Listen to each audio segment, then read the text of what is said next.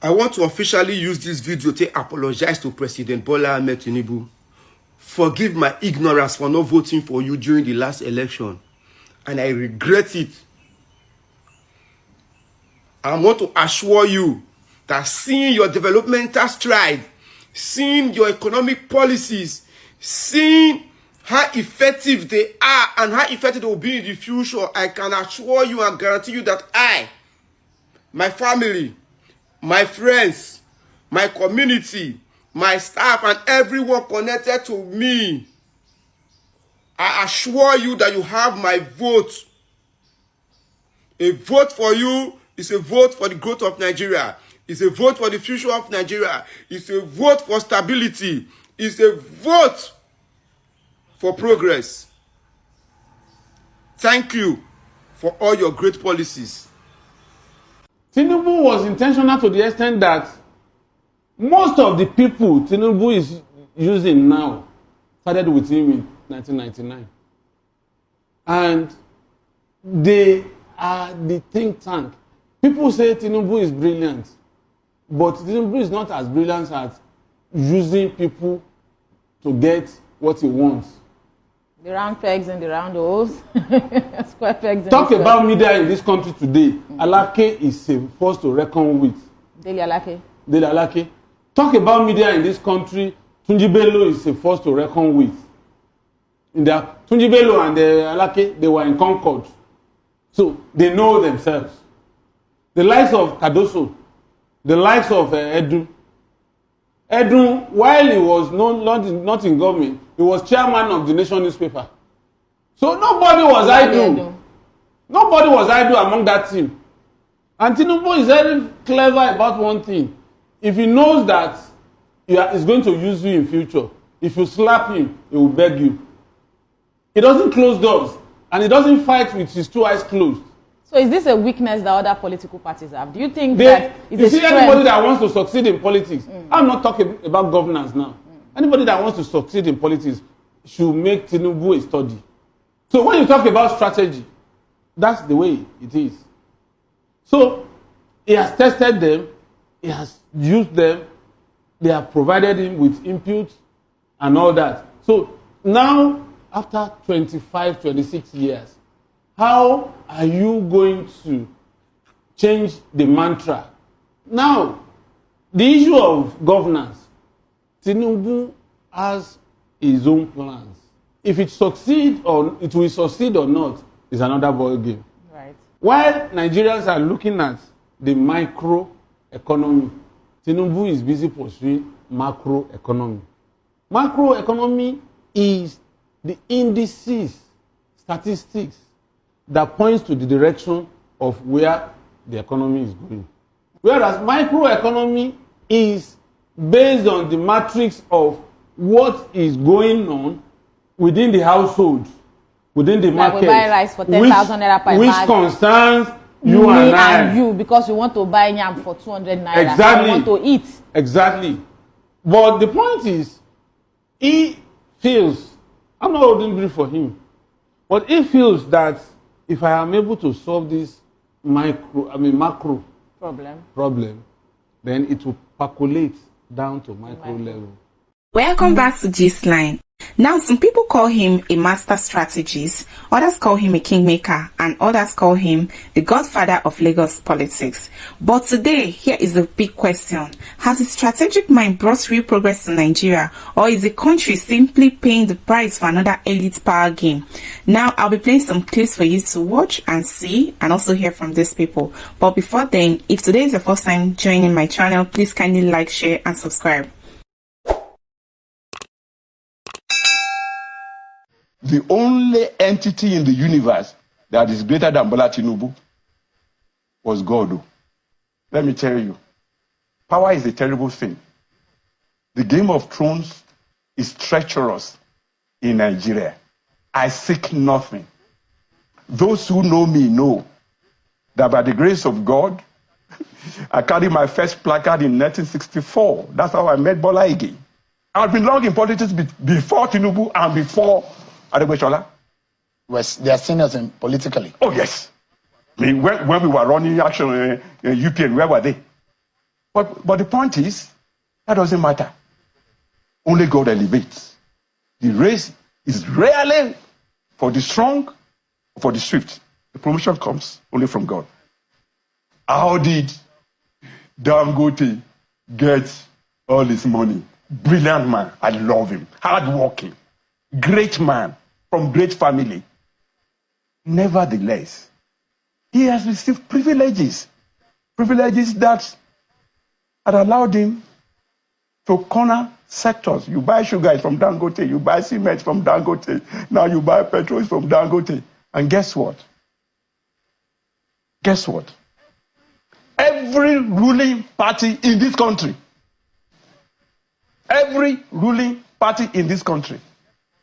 gets money from these profiteers from the renter economy when it comes to election.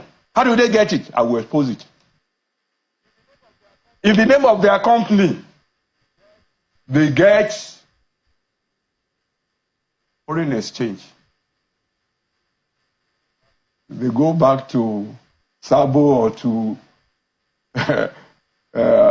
Sheraton Hotel to sell those foreign exchange to merchants of foreign bureau, and they pile back the profit, not to themselves, but to the ruling party.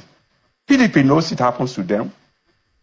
APC will not deny that it happens to them. So your party too played that role. My friend, you listen to me. You just want me to incriminate myself. I'm a member of the APC. I'm still a member of the APC.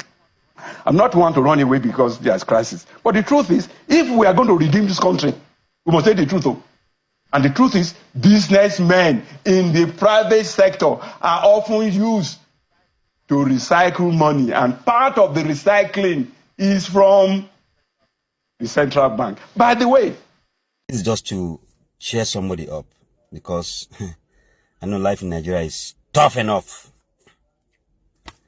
Until we get to that point where we come to the realization that we are our own savior, that nobody is coming to save us, we'll continue wallowing in self-pity and reading the book of Lamentations on a day-to-day basis, while the politicians share our national cake among themselves. Forget all the shenanigans. Is Wike and Fubara not back together again? Father and son things? Why Nigerians who were fighting each other over them? How market? Anyway, 2 years down the line, we are still eating pomo that Tinubu said we are going to turn into bags and shoes. President Bola Ahmed Tinubu is the most experienced individual, politician that became president. There is nobody that became president in this country that has his experience. Even above Peter Obi, above Atiku Abubakar? Atiku Abubakar has not been president. He was a former governor. He has not been a president. I'm talking of those that have become president. And that's why there is nothing. And he has guts. President Tinubu has guts. So there is nothing he cannot change. Any coalition that is coming together have to realize how powerful this individual called Tinubu is. Somebody who schemed for 16 years to take it one day. He has done what nobody has done. And I don't see among our own coalition now somebody who is able to plan for and scheme for 16 years. With due respect to Atiku, Atiku consistently contests. All the last 6, this will be the 7th one, without let or hindrance. Tell me who from across the divide would stand up and say that it must be that other individual.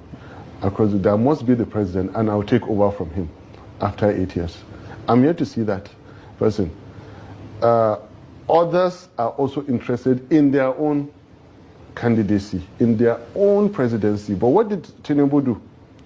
He became interested in Buhari, as unreliable as Buhari is, became interested in Buhari, and that after Buhari, he will take over. He remained focused for that length of painful 16 years, and he took it by force in 2023. Right. Like I said, skipped, he gave Atiku in 07, Ribadu 11, Buhari in 15, Buhari won despite all the promises that, he skipped 19 again.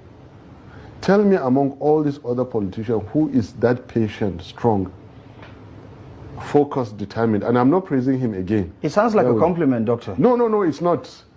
He did all that to go and steal 2023 because he didn't win the elections. It's not a compliment. I'm telling you, and I want you to understand me in context, that to defeat this phenomena called Tinubu, you must do the unthinkable. You must do the near impossible. Issues with this coalition.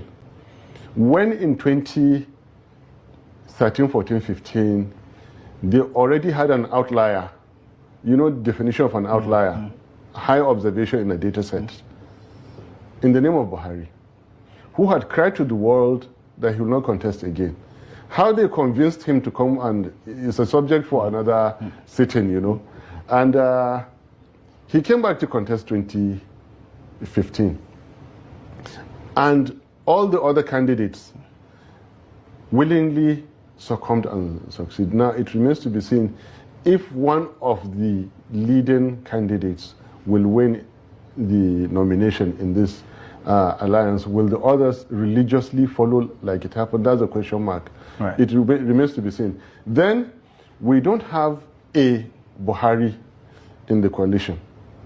That kind of figure who had commanded 12 million votes in 3 consecutive elections.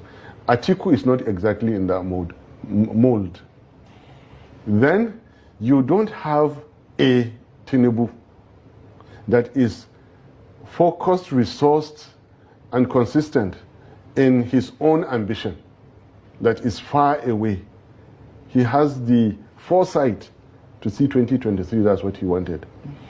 You see, if there are two people, every morning you use your sword, it becomes blunt. Every morning I go and sharpen mine and sharpen mine and sharpen mine and I keep it. One day when the time matters, when we come, you swing, yours falls, I swing, mine cuts.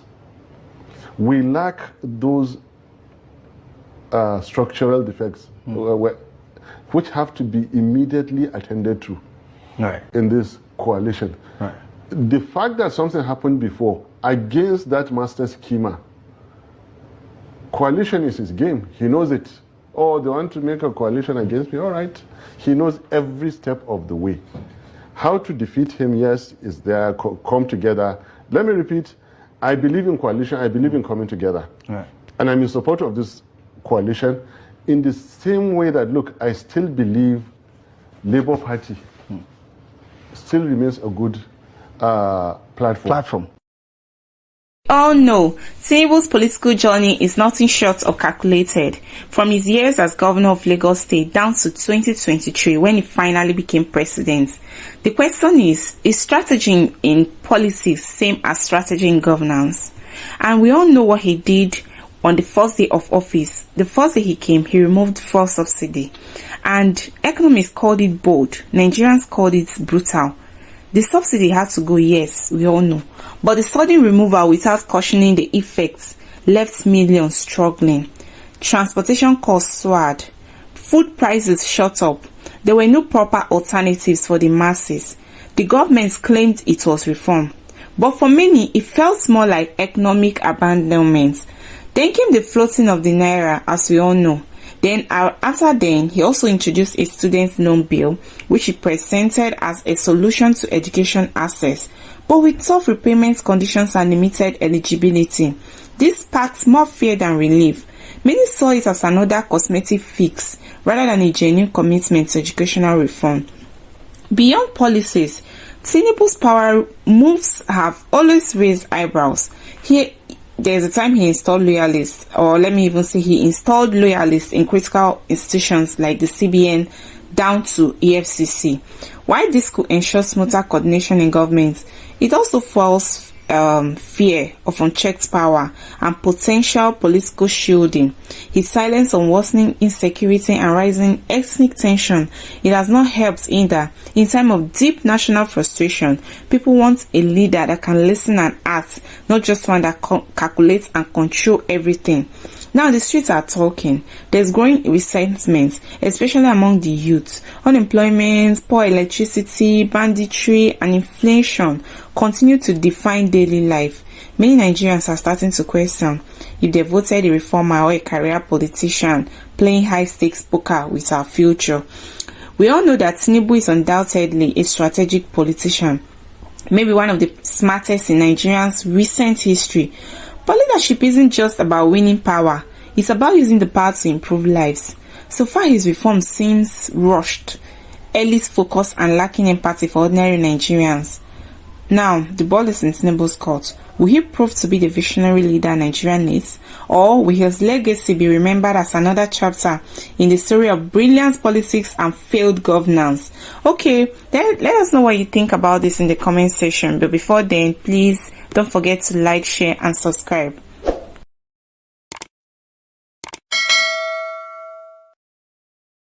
Nigerians need to know that the battle to break President Tinubu is a battle to break Nigeria. Yes. And let's not pretend anymore. Yes. There's a powerful undercurrent in Nigeria's political waters today, and it is flowing fiercely against President Bola Ahmed Tinubu. And what is happening is not just the usual political noise. It is carefully orchestrated stated campaign by a group of powerful interests who feel threatened, not just politically, but economically and historically. And the reason they want President Tinubu out of power at all costs go deeper than most people realize. This whole struggle did not start today. And to understand what is happening now, we must go back to a conversation between Professor Omoruyi and General Ibrahim Babangida. A conversation that shed raw light on how deep the northern establishment fear of southern leadership's run. That conversation, documented in Omoruyu's book, The Tale of June 12, revealed a mindset that is both old and dangerous persistent. Out of that discussion, there was a message from the Sultan of Sokoto. He warned General Babangida that allowing the election of MKO Abiola, a Yoruba man and fellow Muslim, will undo the gain the North had made since independence in 1960. Imagine that. Even though MKO was well liked and not seen as a threat in personal terms, his ethnic identity alone made him unacceptable to northern power brokers. The Sultan made it clear that the North could not afford a Yoruba presidency. He believed it would shift the balance of power and allow the Southwest to reverse the decade of northern dominance. And according to the account of Professor Morui, a message was sent to Babangida that the June 12 election must not go forward. And Babangida, in a moment of candor, told Omorui that Yoruba people behave as if Nigeria cannot move forward without them, and adding that the Igbo should teach them a lesson. Seriously, it was a disturbing statement, but it revealed the hidden bitterness and competition that have plagued Nigeria's leadership structure for years. It also showed how much fear and hatred of Southern ascendancy still exists behind closed door. And what played out in 1993 is no different from what we are seeing today. The same fear, the same desperation, the same tactics. Now, President Tinubu has become the symbol of what northern elites fear most. A southern leader who is independent, bold, and difficult to control. President Tinubu is not Obasanjo, who was handpicked and trusted by the same establishment to protect their interests. Unlike Obasanjo, who once ruled as a military head of state and was widely seen as someone who would play ball. Tinubu came through the hard way. He built his political machinery from the ground up, led the opposition for years, and earned his victory through grit, strategy, and the power of the people. And now that is in power, is not dancing to their tune. That is the real problem. What has President Tinubu done that is shaking the foundation of this powerful interest? Is disrupting their long-standing economic privilege. The removal of the petrol subsidy alone cut off a major pipeline of wealth for many of them who had benefited for years without accountability. oil bunkering, illegal mining, black market foreign exchange deals, non-payment of taxes, and outright stealing of public funds in public service without questioning were part of the economic lifestyle of northern elites. These acts were not just tolerated, they were part of an entrenched system of plundering Nigeria. Tinubu's reform are exposing that system and trying to shut it down. And the reform, though tough, are not without purpose. They are aimed at building a stronger economy, reducing waste, and making the country work for everyone. Not just a privileged few, but those who have felt fat on the nation commonwealth for decades see it differently. To them, Tinubu's policy are not reform, they are threats. They see every policy as a move to dismantle their empire, and they cannot take it.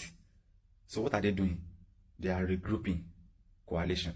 They are calling on their best 11 political heavyweights, media propagandists, religious leaders, and ethnic champions.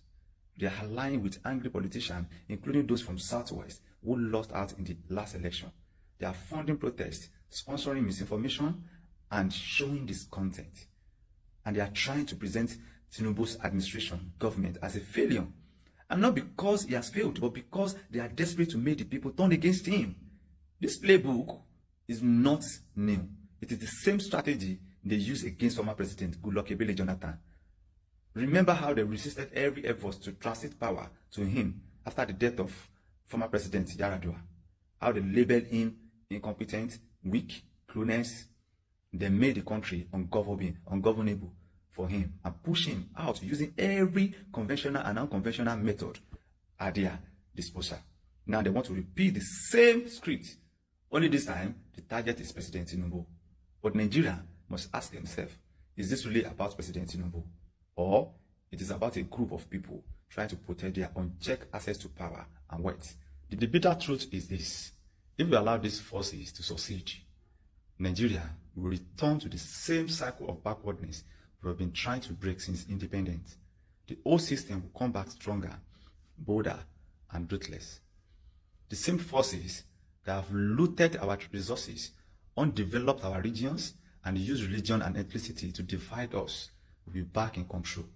All the efforts to create a fair and just Nigeria will be wasted. No one is saying President Tinubu has done everything perfectly. No leader ever does that. But what President Tinubu represents is a turning point in Nigeria's political history. For the first time in a long while, the person at the top is not a puppet. He's not afraid to make a decision. He's not waiting for approval from a hidden cabal. He's trying to steer the economy, the country in a new direction, away from waste, corruption, and economic sabotage.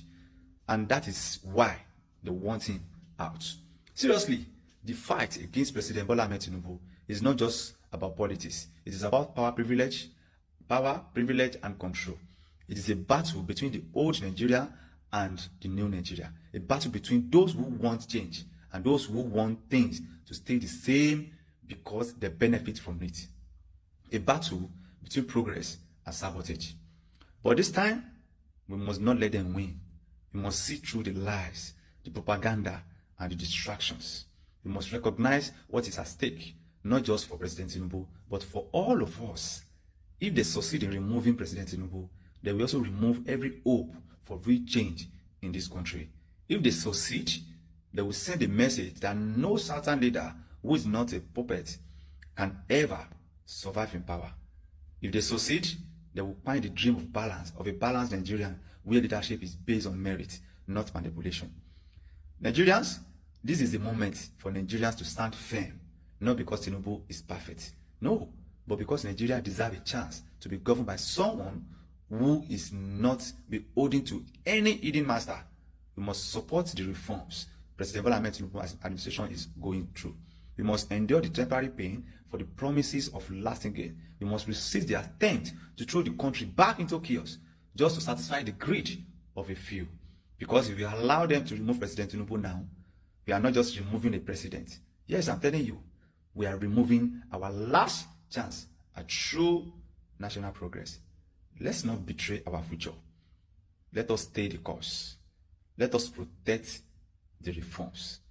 let us defend the hope, because this time the change must not stop. God bless the Federal Republic of Nigeria. God bless President Bola Ahmed Tinubu.